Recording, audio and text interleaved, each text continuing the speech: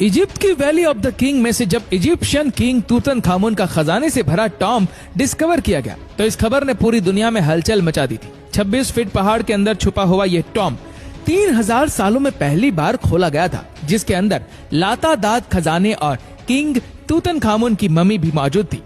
इस टॉम में से मिलने वाला सोना बिल्कुल प्योर था और इसका टोटल वजन 1,03,000 तोला सोने के बराबर था, जो तकरीबन एक छोटे साइज के ट्रक में समा जाएगा।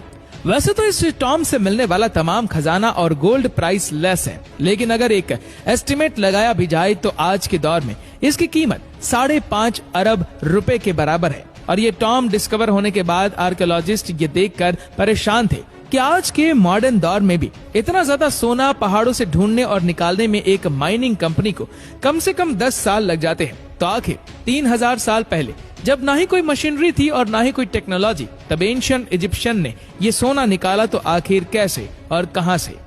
फ्रेंच गोल्ड एक्सपर्ट थॉमस फॉर्चर अपनी टीम के साथ इस मुश्किल तरीन चैलेंज का राज जानने के लिए मैदान में उतर आए। सबसे पहले थॉमस ने मिलने वाले सोने को कई सालों तक अच्छी तरह स्टडी किया और उसकी कंपोजिशन मुख्तलिफ जगहों से निकलने वाले गोल्ड से कंपेयर की।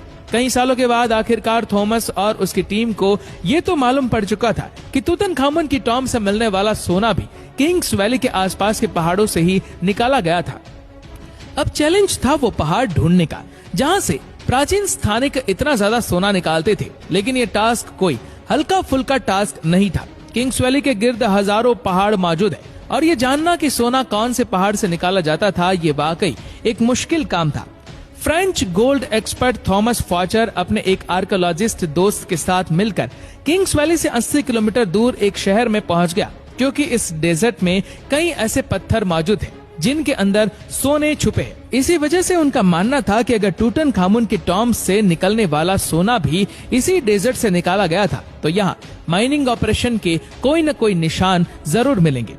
ये सहारा 1,36,000 स्क्वायर किलोमीटर तक फैला हुआ है, जहाँ गर्मी और पानी की शॉर्टेज की वजह से जिंदगी न होने के बराबर है। थॉमस का मानना था कि इतना ज्यादा सोना अगर इसी शहर के किसी पहाड़ से निकाला गया होगा तो जाहिर है उसमें काफी ज्यादा मैन पावर भी लगी होगी।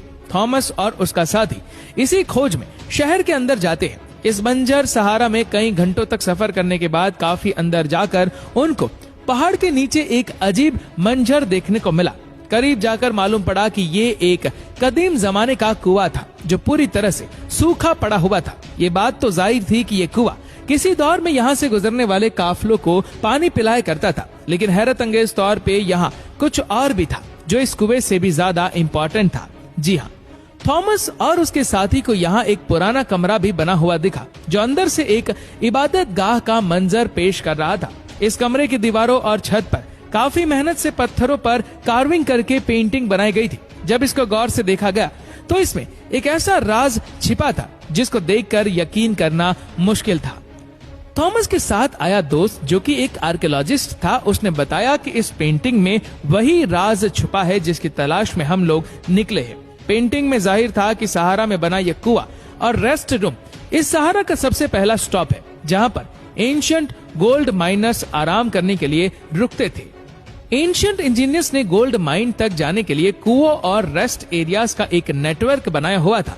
एक अंदाजे के मुताबिक हर एक रेस्ट एरिया 70 से 80 किलोमीटर के फासले पर बना हुआ है और एक रेस्ट एरिया से दूसरे तक पहुंचने के लिए माइनर्स की टीम को कई दिन लग जाते होंगे। यहाँ इस रेस्ट एरिया से मिलने वाली इंफॉर्मेशन से थॉमस और उसका साथी बहुत खुश भी हुए। वही दूसरी तरफ उनको ये भी मालूम पड़ गया था कि ऐसे कई स्टॉप तक उनको आगे मजीद ट्रेवल करना है, क्योंकि जिस मंजिल तक पहुंचने के लिए थॉमस कई सालों से इंतजार कर रहा था और वो मंजिल अब बहुत ज्यादा करीब दिख रही थी। इसी वजह से उन्होंने सहारा की गहराई में जाने का फैसला किया। बंजर सहारा में एक के बाद दूसरा रेस्ट एरिया आता गया, लेकिन गोल्ड माइंस जैसी कोई चीज नजर नहीं आई। आखिरकार पूरे 2 दिनों के बाद थॉमस को एक पहाड़ के किनारे पड़े ढेर सारे पत्थर दिखाई दिए। देखने में तो ये एक नॉर्मल सीन था, लेकिन थॉमस का मानना था कि ये जगह एंशिएंट गोल्ड माइंस का कैंप लगती है और हुआ भी कुछ ऐसा ही। जी हाँ, इस जगह पर पत्थरों से बने कुछ ऐसे टूल्स मिले जिनकी मदद से पत्थरों को तोड़कर उनके अंदर से सोना निकाला जाता था। ये पत्थर जो दिखने में एक नॉर्मल पत्थर लगता है, इसको इस टूल की मदद से तोड़कर क्रश किया जाता था और फिर उस क्रश में से सोने की जरूरत अलग किए जाते थे। अब इस जगह मजीद सर्चिंग की गई तो यहाँ गोल्ड माइनिंग के कई टूल्स जमीन पर पड़े दिखाई दिए, क्योंकि थॉमस को एंशिएंट गोल्ड माइनिंग टेक्निक्स के बारे में काफी ज्यादा जानकारी थी। इसी वजह से उसका मानना था कि एंशिएंट माइनर्स इन पहाड़ों को खोद खोद कर इनमें टनल्स बनाते थे। इन टनल्स में खास किस्म के पत्थर ढूंढकर उनको इस माइनिंग कैंप में लाया जाता था, जहां वो इस वक्त मौजूद है। माइनिंग कैंप में मौजूद माइनर्स की दूसरी टीम इन पत्थरों को क्रश करके इनमें से सोना निकालती थी और फिर वो सोना किंग्स वैली में भेजा जाता था। थॉमस को एक एंशिएंट गोल्ड माइनिंग कैंप तो मिल चुका था, लेकिन अफसोस इस बात का था कि जिन टनल्स की वो बात कर रहा था, ऐसा एक भी टनल उसको दिखाई नहीं दिया। शायद हजारों साल पहले खोदे गए टनल्स कमजोर थे और अर्थक्वेक्स की वजह से कोलैप्स हो चुके थे।